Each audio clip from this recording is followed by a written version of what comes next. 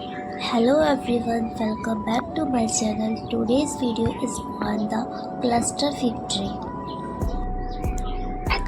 So this is cooler plant. It grows very well in height and its canopy is also large.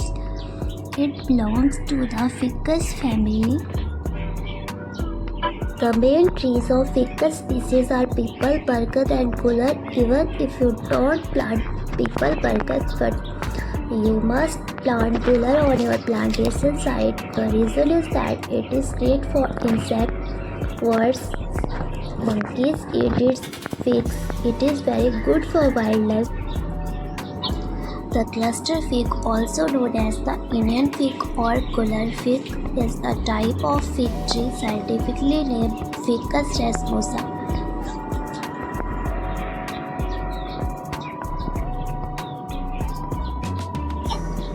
Cluster अंजीर, जिसे भारतीय अंजीर या गुलर अंजीर के नाम से भी जाना जाता है, एक प्रकार का यह अंजीर का ही पेड़ है जिसे साइंटिफिकली फिकस रेसमोसा कहा जाता है।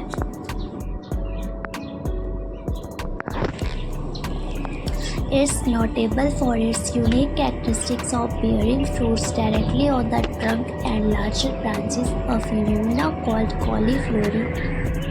ये जो क्लस्टर फिग है यह सीधे तने और बड़ी शाखाओं पर फल देने की अपनी अनूठी विशेषता के लिए उल्लेखनीय है, जिसे कॉलीफ्लोरी कहा जाता है, और ये ऑस्ट्रेलिया, मलेशिया, इंडोचीन और भारतीय उपमहाद्वीप सहित उष्णकटिबंधीय और उपोष्णकटिबंधीय क्षेत्रों में बिल्कुल आम है। क्लस्टर अंजीर मोरेसी परिवार की ही एक प्रजाति है। क्लस्टर अंजीर मोरेसी अंजीरिया शहतूत परिवार की ही एक प्रजाति है। ये जो गुलर ट्री होता है ये फिकस फैमिली का सबसे बड़ा विशाल वृक्ष है। इसे संस्कृत में उडुम्बर, बांग्ला में डूंगर, मराठी में औदंबर, गुजराती में उम्बरा, अरबी में जीमिज कहा जाता है।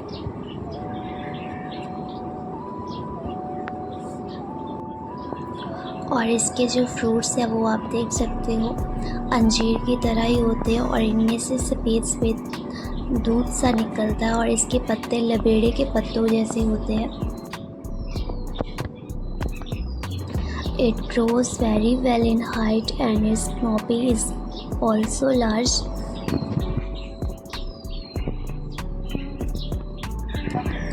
और अगर बात की जाए कि क्लस्टर अंजीर को खा सकते हैं तो हाँ, बिल्कुल खा सकते हैं आप। ये क्लस्टर अंजीर खाने के लिए सुरक्षित है और यह जैम और डिज़र्ट के लिए मीठे फल प्रदान करते हैं। और जो इसके युवा पत्ते हैं वो भी खाने योग्य होते हैं, लेकिन अलग अलग स्वीकृति के कारण सावधानी से सेवन किया जाना चाहिए। अगर बात की जाए क्लस्टर अंजीर और अंजीर एक ही है तो साइंटिफिकली रूप से देखा जाए तो फिकस रेसमोसा कहा जाने वाला भारतीय अंजीर का पेड़ बरगद का रिश्तेदार है और इसे क्लस्टर फिग या देसी अंजीर के नाम से भी जाना जाता है।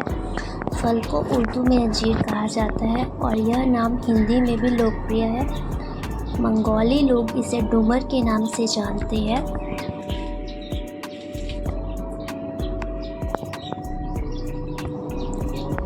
और अगर इस पेड़ के बारे में मैं कुछ और फैक्ट्स बताऊँ तो इसकी सांस्कृतिक कहानियों के अलावा उत्तर प्रदेश और बिहार के कुछ हिस्सों में एक दिलचस्प लोक कथा भी प्रचलित है। कहा जाता है कि इस पेड़ पर फूल नहीं होते और ये सीधे फल देता है। गुलर के फूल का मिलना मिथक की हद तक दुर्लभ माना जाता है। कई लोगों का मानना है कि किसी ने इसे कभी नहीं देखा। तो आप इस ट्री को देख सकते हो, ये बहुत ज़्यादा हाइट में बहुत बड़ा है और यह एक तेज़ी से बढ़ने वाला पौधा है और इसके जो पत्ते होते हैं बिल्कुल खुरदरे होते हैं, जो आमतौर पर एक बड़े झाड़ी के आकार को प्राप्त करते हैं। हालांकि पुराने नमूने काफ़ी बड़े और घुमावदार हो सकते हैं। यह असामान्य है कि इसकी अंजीर पेड़ के तने या उसके करीब उगते हैं, जिसे क्लोरोफ्लोरी कहा जाता है। फलों को आमतौर पर बीज निकालने के बाद सब्जी के रूप में खाया जाता है और इसे स्टीर फ्राई और करी में बनाया जाता है।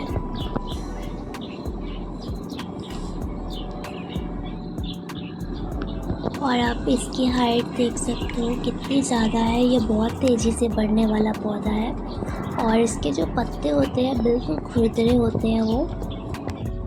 और इसके जो फ्रूट्स ये लगे हुए हैं, इन फलों को आमतौर पर बीज निकालने के बाद सब्जी के रूप में भी खाया जाता है।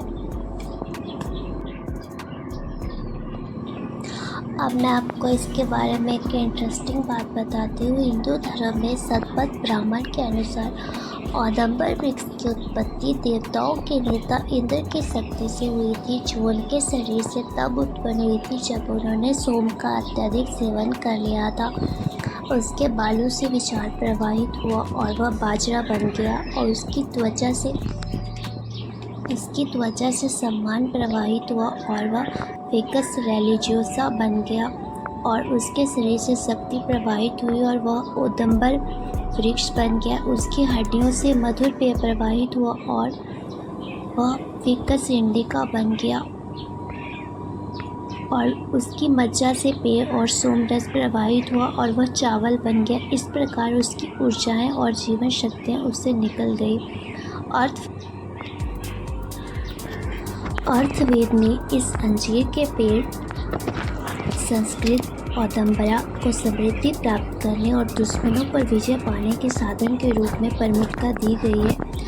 उदाहरण के लिए औदुंबरा पेड़ के ताबीज़ के बारे में एक भजन प्रशंसा करता है। ताबीज़ों के स्वामी तुम हो, सबसे शक्तिशाली धन्य शासक जिसने धन संपत्ति उत्पन्न की। ये लाभ और सभी महान खजाने में दर्ज है। ताबीज़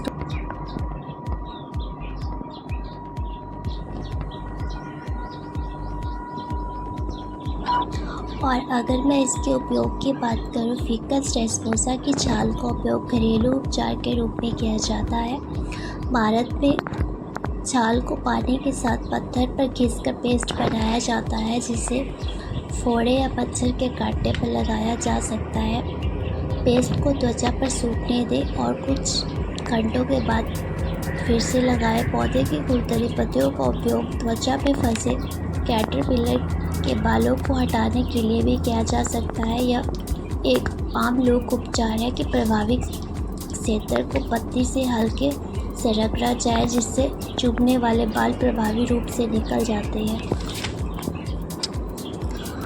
और जो इस ट्री के जो मेन स्पीसीज़ है वो है हमारे पास पीपल, बरगद और गुलर। Even if you don't plant people, बरगद but must plant gular on your plantation site. The reason is that it's great for insect and birds. आप गुलर का पेड़ ज़रूर लगाइए क्योंकि इस पे बहुत ज़्यादा बर्ड्स आते हैं, मंकीज़ आते हैं, सुकैरल आते हैं।